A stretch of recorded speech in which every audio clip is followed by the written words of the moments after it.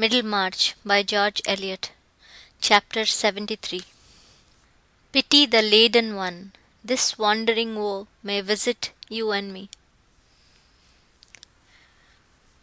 When Lydgate had allayed Mrs. Bulstrode's anxiety by telling her that her husband had been seized with faintness at the meeting, but that he trusted soon to see him better and would call again the next day, unless she sent for him earlier, he went directly home, got on his horse, and rode 3 miles out of the town for the sake of being out of reach. He felt himself becoming violent and unreasonable, as if raging under the pain of stings. He was ready to curse the day on which he had come to Middlemarch. Everything that had happened to him there seemed a mere preparation for this hateful fatality, which had come as a blight on his honourable ambition, and must make even people who had only vulgar standards regard his reputation as irrevocably damaged. In such moments a man can hardly escape being unloving. Lydgate thought of himself as the sufferer, and of others as the agents who had injured his lot. He had meant everything to turn out differently, and others had thrust themselves into his life and thwarted his purposes. His marriage seemed an unmitigated calamity, and he was afraid of going to Rosamond before he had vented himself in this solitary rage, lest the mere sight of her should exasperate him and make him behave unwarrantably. There are episodes in most men's lives in which their highest qualities can only cast a deterring shadow over the objects that fill their inward vision. Lydgate's tender-heartedness was present just then only as a dread lest he should offend against it, not as an emotion that swayed him to tenderness. For he was very miserable. Only those who know the supremacy of the intellectual life, the life which has a seed of ennobling thought and purpose within it, can understand the grief of one who falls from that serene activity into the absorbing soul-wasting struggle with worldly annoyances. How was he to live on without vindicating himself among people who suspected him of baseness?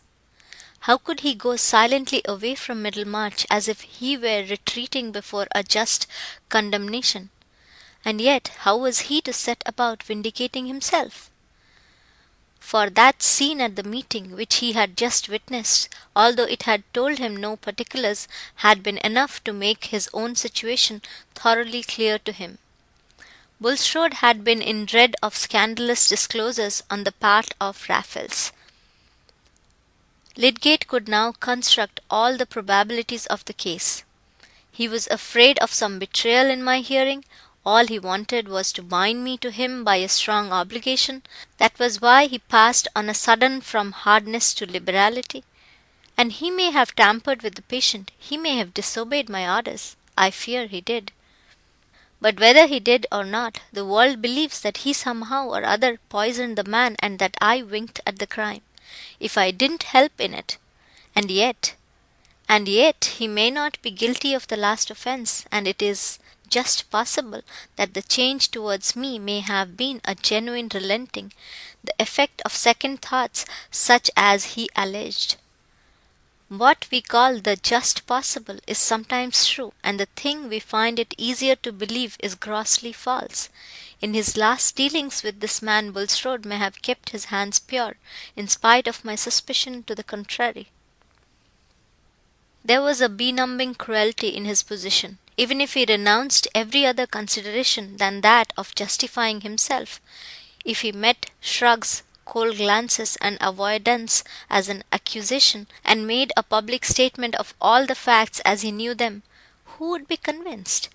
It would be playing the part of a fool to offer his own testimony on behalf of himself, and say, "I did not take the money as a bribe." The circumstances would always be stronger than his assertion, and besides, to come forward and tell everything about himself must include declarations about Bulstrode, which would darken the suspicions of others against him. He must tell that he had not known of Raphael's existence when he first mentioned his pressing need of money to Bulstrode, and that he took the money innocently as a result of that communication, not knowing that a new motive for the loan might have arisen on his being called into this man. And after all, the suspicion of Bulstrode's motives might be unjust. But then came the question whether he should have acted in precisely the same way if he had not taken the money. Certainly, if Raffles had continued alive and susceptible of further treatment when he arrived, and he had then imagined any disobedience to his orders on the part of Bulstrode, he would have made a strict inquiry, and if his conjecture had been verified, he would have thrown up the case, in spite of his recent heavy obligation. But if he had not received any money, if Bulstrode had never revoked his cold recommendation of bankruptcy, would he, Lydgate, have abstained from all inquiry even on finding the man dead? Would the shrinking from an insult to Bulstrode, would the dubiousness of all medical treatment, and the argument that his own treatment would pass for the wrong with most members of his profession, have had just the same force or significance with him? That was the uneasy corner of Lydgate's consciousness while he was reviewing the facts and resisting all reproach.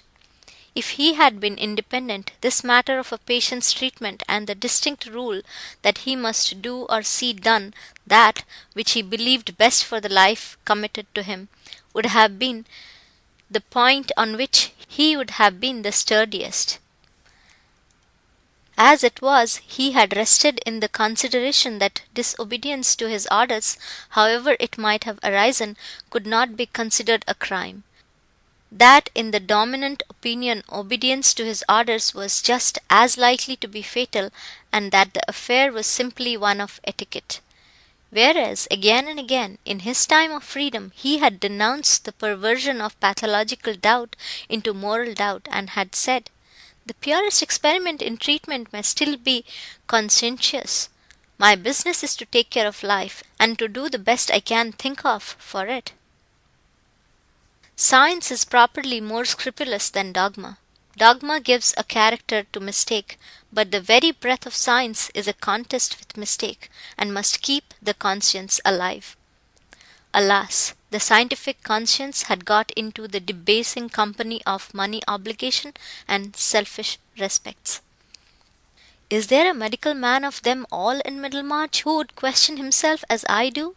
said poor Lydgate, with a renewed outburst of rebellion against the oppression of his lot. "And yet they will all feel warranted in making a wide space between me and them, as if I were a leper.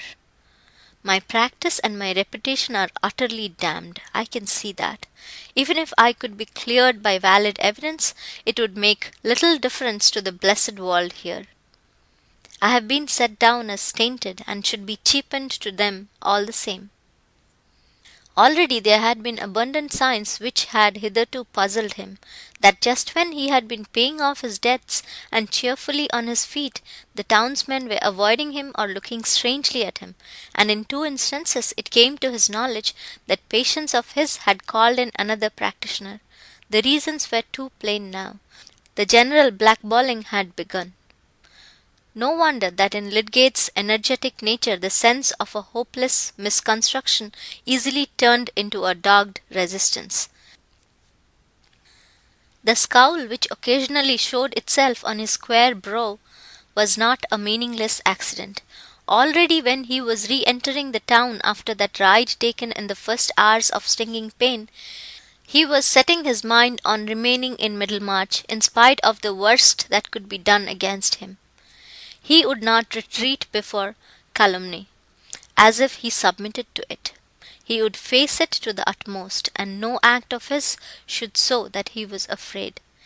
It belonged to the generosity as well as defiant force of his nature that he resolved not to shrink from showing to the full his sense of obligation to Bulstrode. It was true that the association with this man had been fatal to him. True that if he had had the £1,000 still in his hands with all his debts unpaid, he would have returned the money to Bulstrode, and taken beggary rather than the rescue which had been sullied with the suspicion of a bribe. for he remembered he was one of the proudest among the sons of men. Nevertheless, he would not turn away from this crushed fellow mortal whose aid he had used, and make a pitiful effort to get acquittal for himself by howling against another. "I shall do as I think right, and explain to nobody.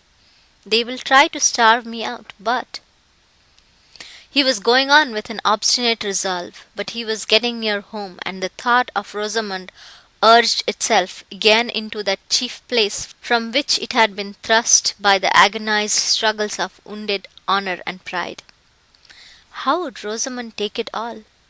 Here was another weight of chain to drag, and poor Lydgate was in a bad mood for bearing her dumb mastery. He had no impulse to tell her the trouble which must soon be common to them both. He preferred waiting for the incidental disclosure which events must soon bring about.